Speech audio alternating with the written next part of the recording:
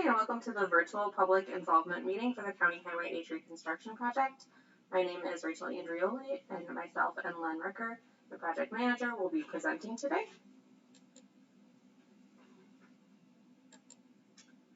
Public and in-person meetings for transportation projects are temporarily suspended to help stop the spread of COVID-19.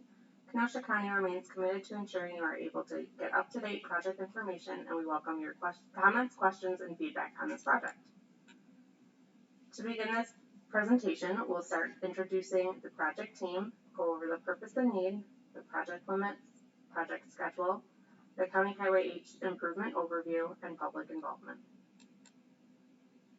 From Kenosha County, Clement Abongwa is the highway director, Doug Poor is the project manager, Joe Patente is the communications manager, the designer for this project is Len Ricker, the contractor is Payne and Dolan, and I will be public involvement for this project. And now I will turn it over to Len to go over the purpose and need. Thank you, Rachel. Welcome everybody signing in today. We'll go over this project basically to let you know what the project involves and some of the schedule and other things. So first off, the project in general is a construction project to rehabilitate the asphalt pavement of Highway H from the Wisconsin state line north to Highway 165. The project involves the pulverization or grinding up of the existing asphalt pavement and then resurfacing that pavement with new asphalt. The project also involves pavement marking improvements that will help delineate the driving lanes through the corridor, the turning lanes through the corridor, as well as enhanced bicycle lane markings in both the north and south direction. The project also involves the improvement of drainage at spot locations throughout the project to help with some trapped water areas and just replace some aging drainage infrastructure on the project. The project limits, as shown in the map here, are from the Wisconsin state line on the south, north to Highway 165, and this stretch is about 2 miles in length, so intersects several roads from the east and the west along the route. In general, the project schedule is scheduled to begin in mid-June and scheduled to be completed by mid-August. Highway H is going to remain open to traffic throughout the course of the construction project. The type of work involves a driving surface that should be suitable to travel on at all times, admittedly with caution. This project will be done open to local traffic to facilitate access to the businesses and residents along the route that need to access their properties. So again, there will be standard construction zone markings. However, traffic will be facilitated while construction is underway with hazards marked by barricades and other things. This slide shows the access key during construction. The top of the map is the Highway 165 interchange, and proceeding south from there for the 1 mile. And as you can see by the legend, there are various properties along this route that have access only on Highway H and will remain open so that both trucks and or vehicles can get into and out of the property at all times, as well as some properties are designated so they can allow access at other driveway openings that might be off one of the adjacent roads to Highway H. And so although the driveways will remain open on Highway H, it may be more convenient to use a secondary driveway off one of the side streets. This next slide shows the southerly portion of the project from the state line north about 1 mile. Shows a residential subdivision on the east side of Highway H, and as well as some other commercial properties along the route. And so again, at all times, we will facilitate through traffic, but motorists and travelers are expected to use caution while in the construction zone. Next is a series of slides that provides a little bit more detail as to the specifics of what's going to be happening with some of the drainage work, some of the pavement markings along the route, and then some of the driveways along the route. So we'll go through a series of slides here, starting at 165 on the right-hand side and proceeding southerly to the left. There's some drainage work that will occur at the median area near Highway 165, and then proceeding southerly from there, you can see the various driveways, turn lanes, and bicycle lane markings that are shown in these diagrams.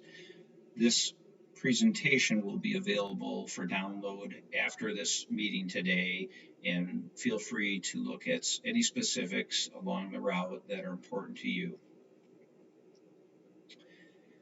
This is from Highway ML, about halfway in the project, continuing south to all the way to the state line, again showing you various details of the general specifics of the construction.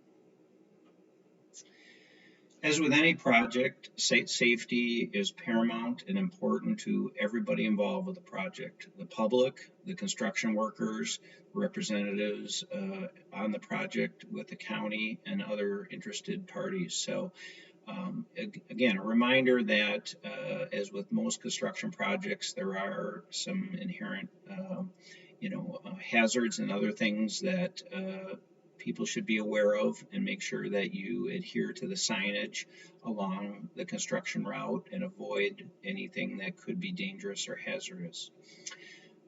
The project, by virtue of the grinding of the existing asphalt between that time and the time new asphalt is placed, at times could create some dust. There will be some dust suppression that will be used at times to control anything that's significant, and other protections will be in place to avoid anything from washing into the adjacent waterways. It's a reminder that during what we hope is the tail end of the COVID-19 pandemic, that there'll be social distancing used on the site, good hygiene practices, as well as virtual meetings such as this one to keep everybody safe. Again, the final reminder on this slide is to let people know that caution is the order of the day when in the construction zone, and please drive safe through it. At this time, I'll turn the presentation back over to Rachel to talk about some public involvement.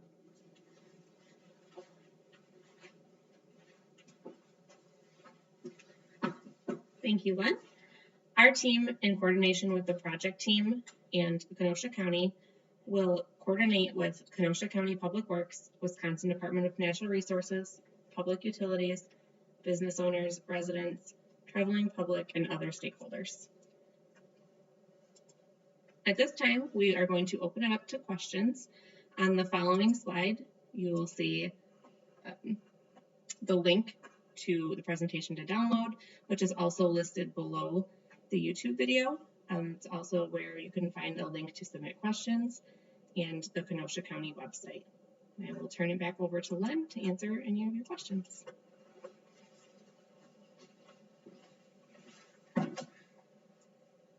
Thank you, Rachel.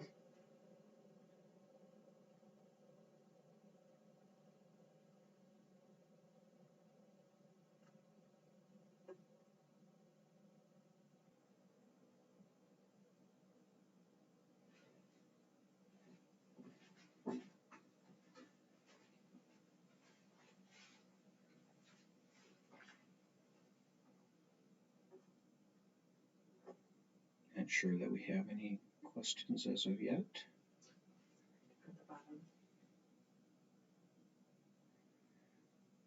A couple of questions that have come in include, what are the project limits? Those are from the state line north to Highway 165. The timeline for the project is mid-June 2021 to mid-August 2021. Questions come in, will I have both of my driveways to my business open at all times? The answer to that is yes.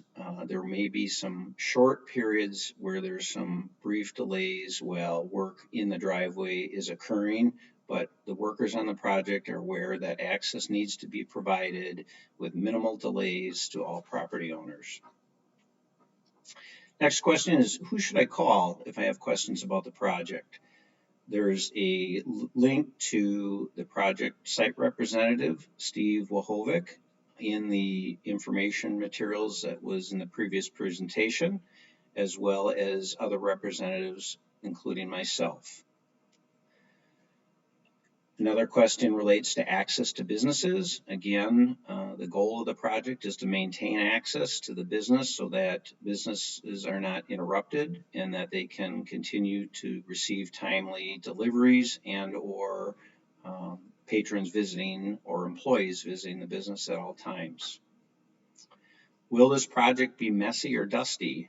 As with any construction project, there's bound to be some dust and dirt and other things, that occasional noise that goes hand in hand with these, but things will be kept to a minimum in terms of sediments, dust, and other things that could be disruptive to the area residents. Question has come up, when with the road and its sides planned to be dug up, are you also extending sewer, city water, and cable lines all the way to the border with Illinois? At this point, the underground work associated with this project is just limited to some spot drainage work, and sewer or water would be an issue that would be under the Village of Pleasant Prairie, and at this time, I don't believe anything is in the works all the way down to the Illinois border. Another question we have is, will the contractor work weekends? There may be periods of time where the contractors choose to work on a Saturday, but typically Sundays, no work is occurring.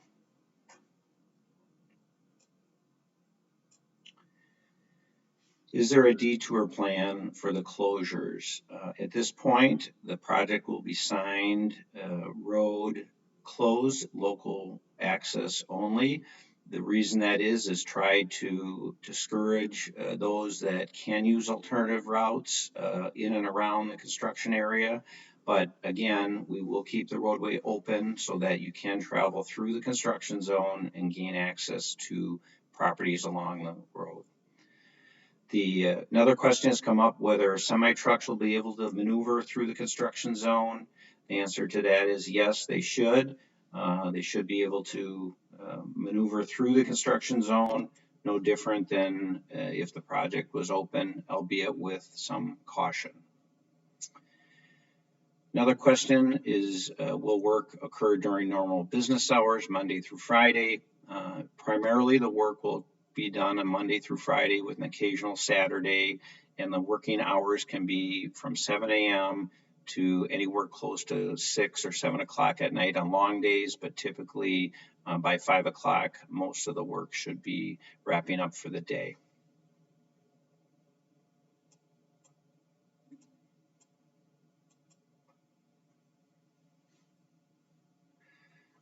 Other questions come in, will the materials used to make and reinforce the road base and all the truck traffic it gets? Yes, one of the goals of the project is to strengthen the pavement by using and recycling the existing pavement materials that are there now and adding additional new asphalt pavement to increase the strength of the pavement and create a long and durable highway for the county from here on into the future.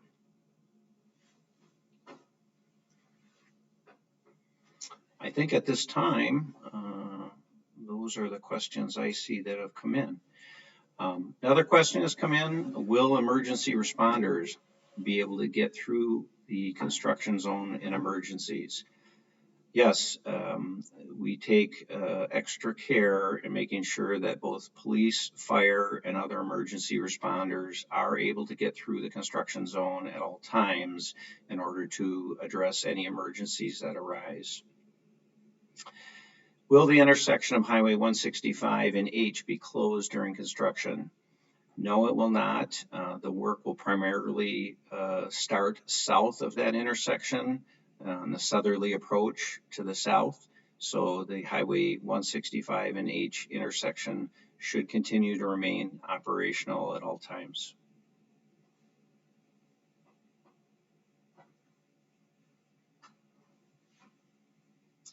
Wait a few minutes, see if we have any other questions that come in.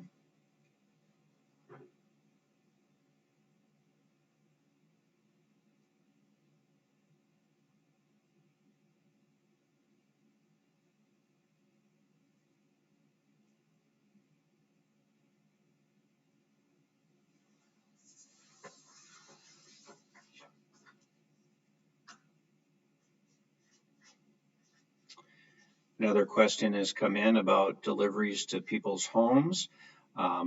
As usual, any deliveries you may be expecting from Amazon or UPS or some of the standard parcel carriers should be able to continue as they always have. And again, there may be caution will need to be used by those in the delivery trucks through the construction zone to get to their destinations. But yes, you shouldn't have to make any special arrangements for deliveries.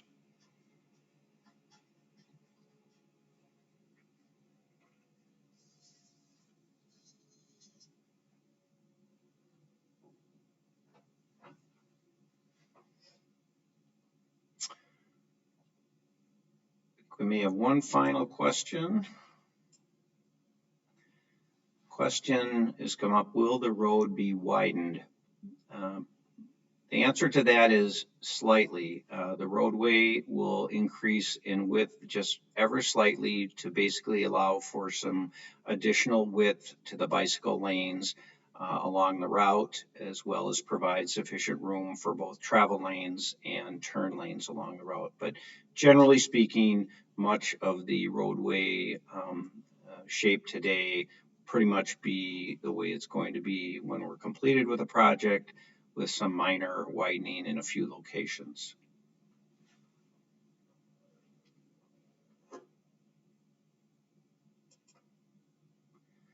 At this point, I think we will conclude the question and answer period, and I thank everyone for tuning in today.